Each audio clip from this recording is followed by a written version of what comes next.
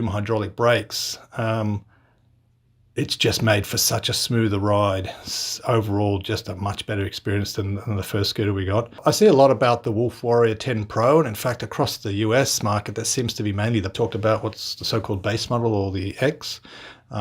But the big disadvantage that I see is that it doesn't have the sine wave controller, even if that EY3 is much easier to see in the sunlight than the LTO1, which is on the sine wave, what they call the normal LCD controller. I actually like the smoothness, and I don't want a grabby throttle. I don't want it sort of jerking and twisting my neck as it takes off. I really love that smoothness, so I didn't bother changing that, but that might actually improve that initial acceleration. There seem to be a couple of running changes for the Wolf 10 springs were revised with a new 6 coil versus the old one that had 5 coils.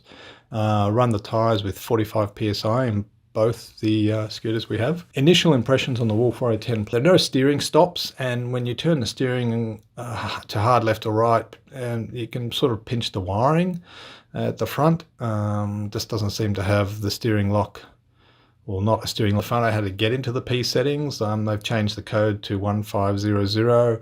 I noticed not near as many options as there is on our VDM10 that has a QS-S4 menu options, much like in being able to undo one of them.